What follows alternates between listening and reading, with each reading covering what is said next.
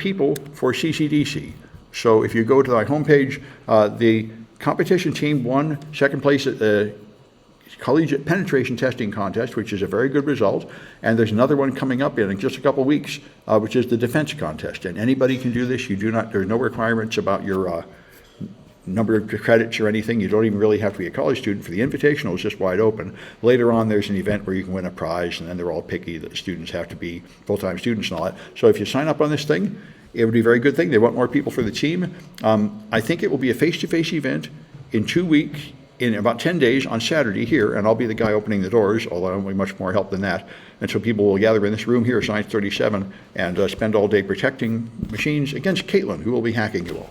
So this is a very valuable event. Students learn a lot, and they get good jobs after doing it. So I highly recommend everybody do it.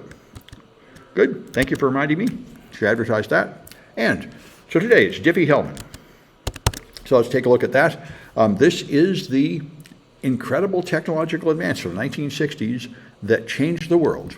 So we'll talk about what it is and then how things can go wrong. So in 1976, Diffie and Hellman, what happened here is the NSA had this for about 20 years, and it was a military secret. And it was independently invented by mathematicians on the outside, Whitfield Diffie and Martin Hellman. They developed the concept of public key cryptography, which never existed until this time. And the public key cryptography is a miracle. It makes it possible to send secrets over an untrustworthy channel, being eavesdropped on by your enemies, which seems impossible, but it's not. And the math is relatively simple. So after this, in 1979, there was a Scientific American article explaining it, and everybody in tech and math like me, I jumped on trying to program this on the computers that existed at that time. I thought it was awesome and wonderful, and I was not able to do it with 8-bit machine code, but the guy that actually did succeed in doing that was Zimmerman, who made PGP, and he bought himself decades of serious battle with the U.S. government, as the U.S. government still regarded this as like a military secret, and they tried to prevent him from leaking it out. And after he made code available on the internet that did it, that anybody could download, they accused him of exporting it to our enemies, and he had to go through huge problems. So I was spared all that by not being a good enough programmer. I couldn't make it work on my 8-bit system. He had a 16-bit system, and I'm glad I missed the boat on that one. But anyway, our high old generation was very excited by this. It's like a miracle. So here's the game. You're going to somehow have two people agree on a secret key without sending that secret key over the wire, and that will establish a secure channel. And here's how it works. You have the group Z star P, which is the numbers from 1 up to P minus 1, where P is a prime number. So this is a group, and then the two parties choose two random elements of the group, and then they choose a generator, which is not secret. And then they do this. The person at one end has a random number in the group called A. They calculate generator to the A, and they send that over the wire. Then this person picks a different random secret B and sends G to the B over the wire. Now, you take the number that came in over the wire and multiply it by your secret, or raise it to the power of your secret, rather, and you'll get G to the AB. And this person can take their secret and multiply it by the number that came over the wire and reach the same conclusion of the secret. So now they both have the same shared secret, G to the AB, but the stuff that was sent over the wire is not the secret, and it's not easily related to secret. You didn't send A or B or G to the AB over the wire. What you sent is G to the A and G to the B. And this is what's called the discrete logarithm problem. Knowing these high-powered functions of the generator do not make it possible to determine A or B. So that's the trick. You have sent something over the wire that is mathematically related to the key, but it's related in a way that it is very difficult to extract the key from the data sent over the wire, and therefore you can establish a shared secret over an untrusted channel. So that's what this is. That's your shared secret. Is G to the BA or G to the AB, but two people have at the same end.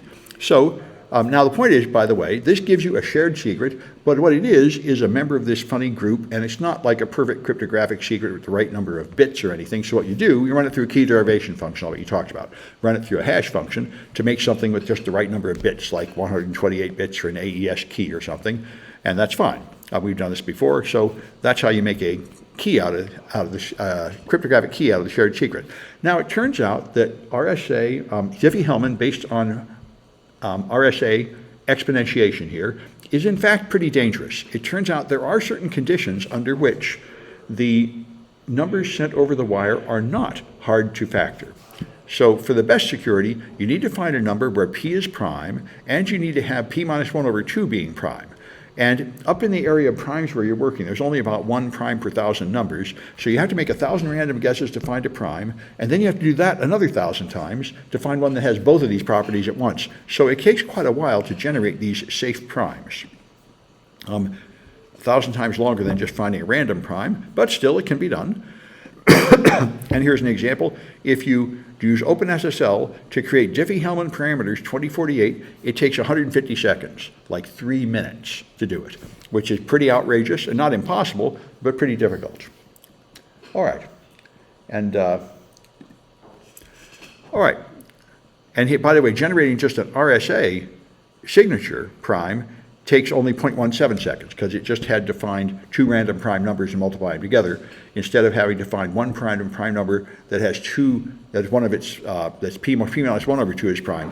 So that's essentially the same thing to 0.17 seconds here and 154 seconds here. So as you can see, about 1,000 times longer. So it had to do about 1,000 times as much work to find it. So now we can talk about the mathematical properties of this mathematical problem and how secure it is. So this is technically the discrete logarithm problem. The public value is g to the a, and you want to find a, so that's a logarithm, right? Finding the a. The 10 to the 3 is 1,000, so the log of 1,000 is 3. This is called logarithm when you have a number taken to a power and you're trying to find the power. It turns out that that is not easy. That's the discrete logarithm problem, and Diffie-Hellman security depends on that problem's hardness. And it turns out that problem is very hard. This shows you the same information. Now, the attacker knows g to the a and g to the b, but they don't know a or b, and they're trying to find g to the ab. So this is the computational Diffie-Hellman problem, where they don't bother to find a or b, they just find the shared secret, g to the ab, if they can somehow deduce that from these two numbers. That might be easier than the discrete logarithm problem, but nobody has figured out how to do it. So just like the factoring numbers into their prime factors that you need for RSA, this is a problem that appears to be very difficult. Nobody has found a good solution, a fast solution, but we do not know that one does not exist. So now you can solve it with the same kind of thing you use the other one for, a number sieve. And so the 22,048-bit prime, you get 90 bits of security, same as RSA. The fastest known attack is called a number field sieve. And that's similar to the general number field sieve used on RSA. And I don't really understand it, but I do know the predecessor called the sieve of Rastines, which is pretty obvious.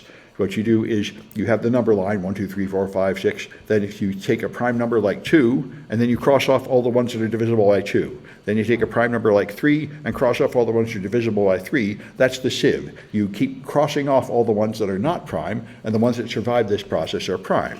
So it's a way to find prime numbers. And these things are improved versions of it to go faster and faster.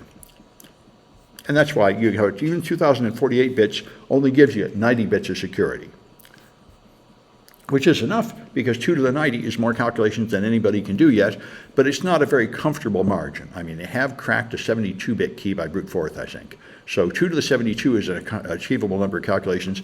2 to the 90 is not a huge margin. It would be better to have more than that. All right, and then there's the decisional Diffie-Hellman problem, another problem you can examine, where you know only g to the a and g to the b, but you want the shared secret. Now, what you would like is the shared secret to appear random, so that they can't deduce any portion of the shared secret. There might be some kind of pattern where they can take something about this number and predict some portion of that number. That's an issue, and the question is how hard would that to be?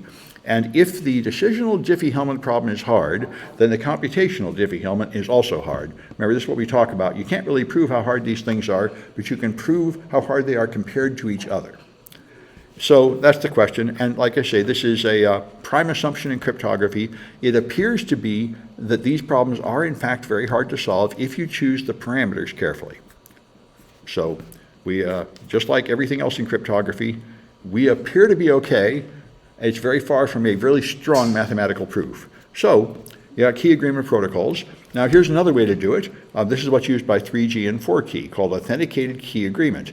First, you have a pre-shared secret key. Now remember, that was the point. If you could actually share a secret through a secure channel, then you wouldn't really need any of this, and that's the old-fashioned cryptography, symmetric cryptography. You have the key, the recipient has the key, and you encrypt with the key.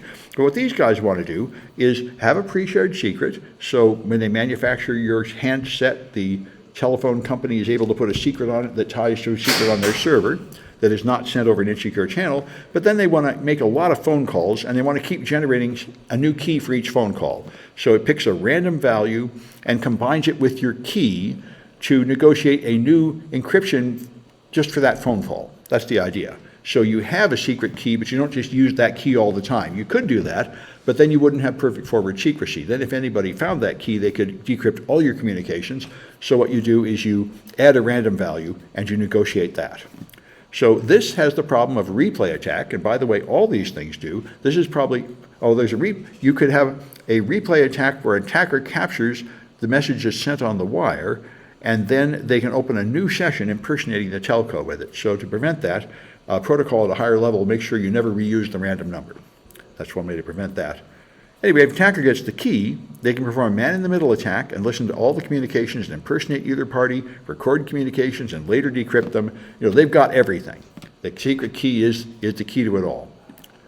So here's some attack models. If they're a man-in-the-middle and they can stop or modify messages or record them all, then to stop this, the protocol must not leak any information about the shared secret. Now, a worse attack is a data leak, where they actually compromise the phone and get the session key and temporary secrets, but not the long-term secret. These are possible models. And a breach is the worst, where they actually learn the long-term key K. And in that case, you can't stop the current session from being breached, but a protocol can detect future sessions. I'm not quite sure why, but anyway, that's what they say. So here's your security goals. Mutual authentication is each party can prove who they are, so you can't have an imposter. And authenticated key agreement happens when a protocol authenticates both parties. That would prevent man-in-the-middle attacks, which Diffie Hellman is susceptible to. An attacker in the middle can impersonate both ends. All right, so you'd also like key control. You'd like it so neither party can control the final shared secret, and it lacks this property. The first operator chooses R, and that totally determines the key, so only one side determines the key. So that is a weakness of the system. And forward secrecy, I mentioned forward secrecy got a lot of attention because of the guy that fled to Russia, Snowden. Snowden revealed that the NSA was archiving data and was going to steal the keys later and break into it. And forward secrecy is what we have in TLS 1.2 and later, where every session has a new key. So even if you manage to steal the key, you don't only get the data for that session. All future sessions have a different key. So that's forward secrecy. So you can argue about the performance, how many messages go back and forth, how long is the length, how many calculations are required. The main source of latency is usually the round trip time. So more back and forth is what slows you down. So 3G and 4G exchanges two messages, only a few hundred bits, and you can pre-compute some of the messages. So that might save you some time. You can pick several values of R in advance and just be ready to send them. So it's relatively efficient. All right, and there's other Diffie Hellman protocols. So here's anonymous Diffie Hellman, which is not authenticated. And this is the one that's vulnerable to a man-in-the-middle attack. So Alice is sending this G to the A to Bob, and Bob is sending this G to the A back to Alice. This is how it works. Now the attacker in the middle can see the G to the A and the G to the B. Okay, but the attacker in the middle could do this. They could throw away A and pick another letter C and send that to Bob. And then on the way back, they could drop B and pick a D and send it here. So each end thinks they've formed an encrypted channel to the end, but they've really only formed an encrypted channel to the attacker. They're using different secrets, but they don't know that. And this is the problem with unauthenticated Diffie Hellman. Since you did not verify the identity of the endpoints, a man in the middle can break the whole system. This is a problem. And that's why the protocols using unauthenticated Diffie Hellman have been deprecated. Authenticated Diffie Hellman uses public key signatures to sign messages. So after you do the negotiation, you sign something and prove that you really are talking all the way to the endpoint. This is why you always hear people talk about end-to-end encryption. You make sure that the encryption is going all the way from this end to that end, and everybody in the middle is not going to be able to open things. So you can verify a signature using the public key. And that requires knowledge of a public key, and that's the point. You have a public key server somewhere, like an X509 certificate used by HTTPS. You basically have a trusted third party from which you can get a trusted public key, so you can verify that this is really Alice. And that means the attacker in the middle can no longer do a man-in-the-middle attack. That's the reason for it. All right, so that stops, authenticated Diffie Hellman stops eavesdroppers. They can't learn the shared secret, and they can't control the shared secret, so they can't trick you into using the wrong encryption key. You can do a replay attack, but key confirmation will prevent it, where they send a message to prove that they own the shared secret. They sign a message and prove that you have the current secret at the end. So if Eve has A, the secret from one end, she can impersonate Alice. So if you want to prevent that, you can also include long-term secrets. So they'd have to have both a temporary, ephemeral secret and a long-term secret in the calculation. There's another system called MQV, which came out in the 90s and is considered to be even better than Diffie Hellman. NSA included it. It's more secure and has better performance. You've heard this in almost every chapter. There is a better solution, but nobody uses it because it was expensive and the other one was good enough. And so here you have long-term private keys and long-term public keys, and you use them to generate these ephemeral keys. And so it turns out that even if an attacker gets the ephemeral secrets, they can't find the shared secret. And even if they get the long-term private key, previous sessions are still safe.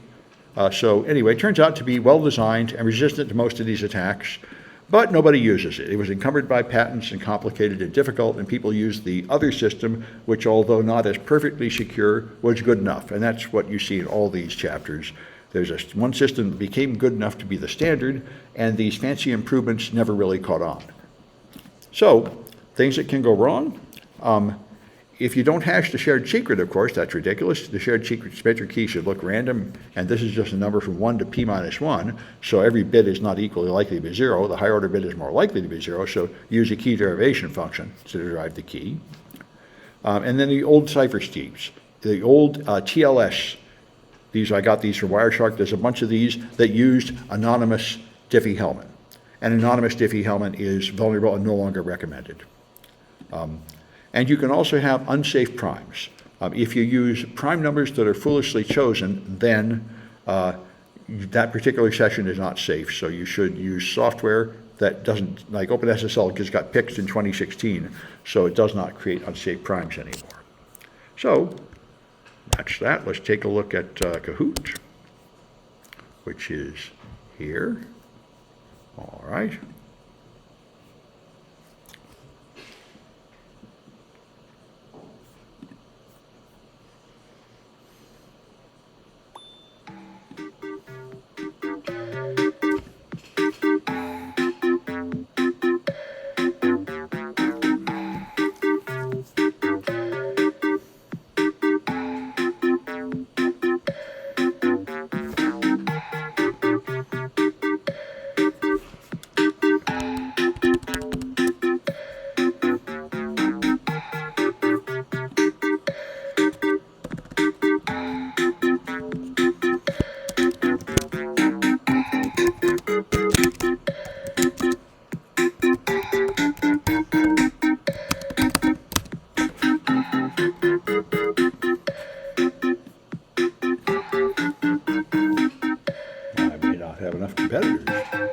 I'll wait till the end of the song anyway.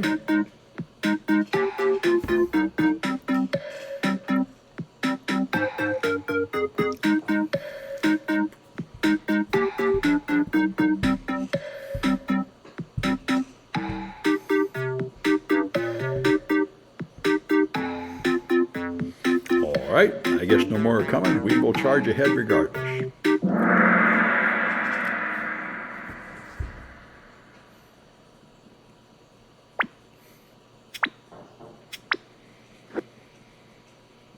All right, so what modulus should be used in Diffie Hellman?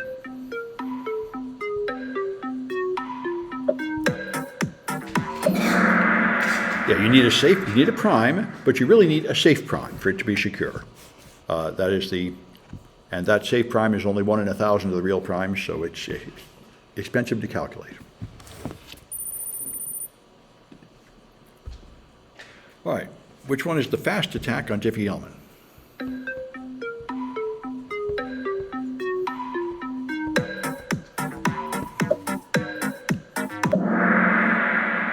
Right, the number sieve is the fastest mathematical way to do the discrete logarithm problem, and that's that's the fastest attack, and that's why they figure that a 2048-bit key is enough that even the fastest attack would still take 2 to the 90 calculations.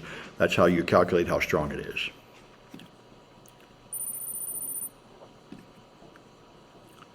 All right, which process mitigates against man-in-the-middle attacks?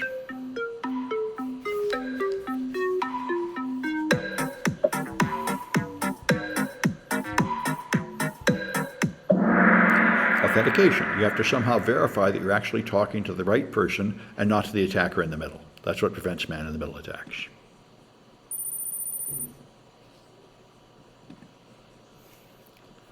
All right, which one is the most secure but rarely used?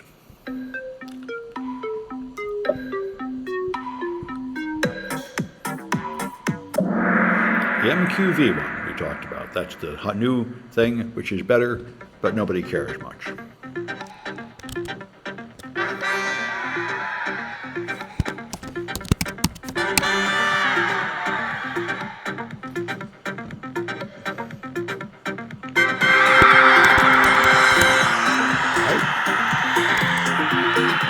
All right, let me stop this one.